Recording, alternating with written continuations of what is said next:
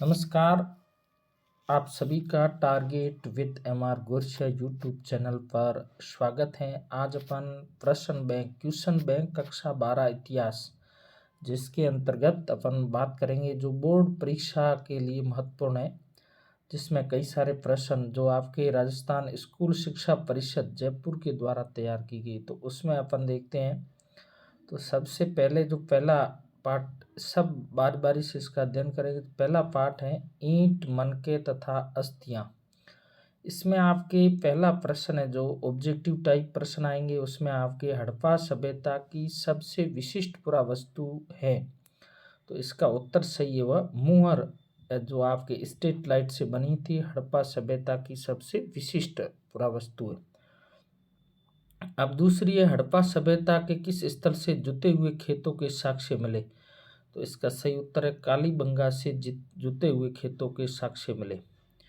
तीसरा है भारतीय पुरातत्व का जनक किसे कहा जाता है। तो इसका सही उत्तर है वो अलेक्जेंडर कनिंघम भारतीय पुरातत्व के जनक थे। चौथा प्रश्न है चौंदड़ो किस वस्तु के निर्माण के लिए प्रसिद्ध है। तो इसका सही उत्तर है मनके बनाने के लिए चौंदड़ो वह प्रसिद्ध है। उसके बाद में पांचवा है एक मूर्ति जिसे पुरोहित राजा की संज्ञा दी जा गई है, वो कहाँ से मिली। तो उत्तर सही है मोहनजोदड़ो से। सिंधु घाटी सभ्यता का कौन सा स्थल मनके बनाने के लिए प्रसिद्ध है। तो इसका सही उत्तर है चौंदड़ो। और लोथल से भी मिले, प्रमुख रूप से मनके बनाने का जो उद्योग है वो चौंदड़ो। हड़प्पाई लिपि में लिखा गया सूचना पट कहाँ से मिला। सूचना पट है वो धोलावीरा से मिला। विशाल स्नानागार जो मोहनजोदड़ो से मिला, सामान्यतः उपयोग किया जाता है। तो ये आपके उत्तर सही है, विशिष्ट अनुष्ठानिक स्नान के रूप में इसका प्रयोग करते थे। मेसोपोटामिया में लिखे उल्लेखित मेलुआ किस स्थल के लिए प्रयुक्त होता है। तो इसका सही उत्तर हड़प्पाई क्षेत्र के लिए मेलुआ प्रयुक्त होता है। पिलमुन लिखा हुआ है, ये सही है इसका, दिलमुन के नाम से प्रसिद्ध था। तो दिलमुन है वो ओमान, दिलमुन किसको कहते थे, ये बहरीन को कहा जाता था। प्राचीन वनस्पति के अध्ययन के विशेषज्ञ पुराविद कहलाते थे। हड़प्पा सभ्यता के सबसे लंबे अभिलेख में चिन्हों की संख्या कितनी थी। तो सही उत्तर है वो 26 थी। जॉन मार्शल ने 1924 में सिंधु घाटी में एक नई सभ्यता की खोज की घोषणा की। हड़प्पा वासी तांबा, खेतड़ी और सोना दक्षिण भारत से मंगवाते थे। शंख से वस्तुएं बनाने के लिए नागेश्वर तथा बालाकोट दो प्रमुख केंद्र थे।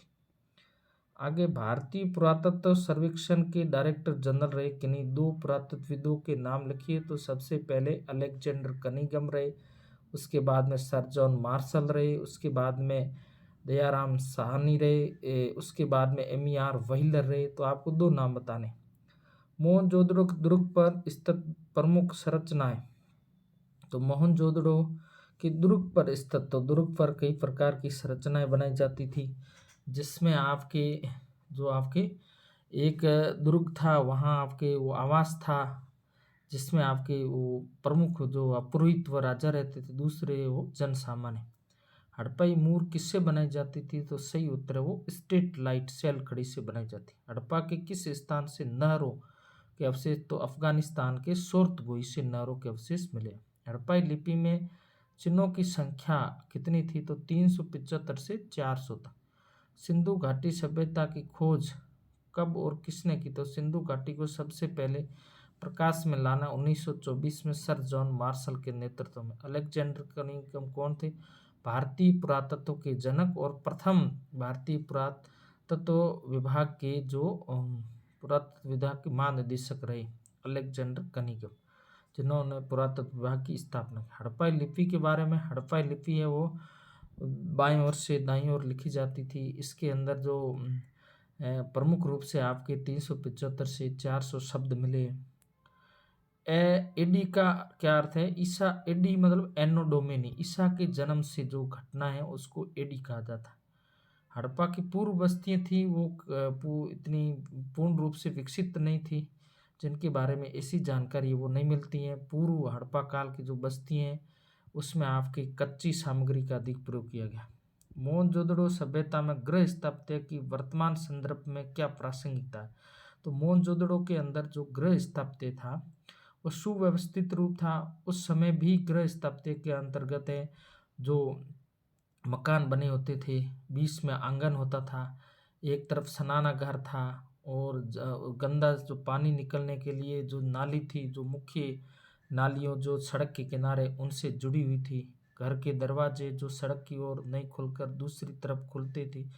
तो वर्तमान समय में भी इसकी बहुत प्रासंगिकता है। उसी आधार पर जो घरों की बसावट है वो व्यवस्थित रूप से की जा रही है, जिससे जो स्वस्थ भारत मिशन की जो एक एजेंडा है, सड़कें वो समकोण पर काटती थी, ग्रिड प्रणाली वो भी वर्तमान समय में प्रासंगिक है।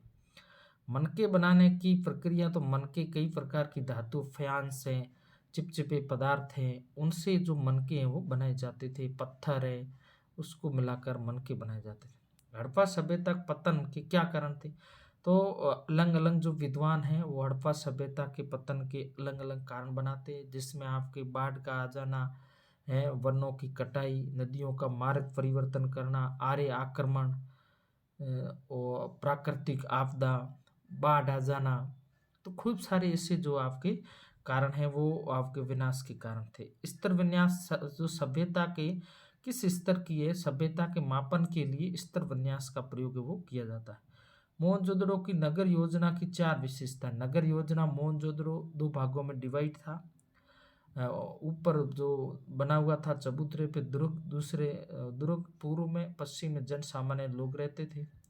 मोहनजोदड़ो के जो सड़कें हैं वो आपस में समकोण पर काटती थी। नगर सुव्यवस्थित रूप से बसा हुआ था और यहाँ पर जो कई प्रकार की आपको सामग्री मिलेगी जिससे नगर नियोजन के बारे में जानकारी प्राप्त होती है। यहाँ जो आपके घरों घर है वो व्यवस्थित रूप से स्थित थे।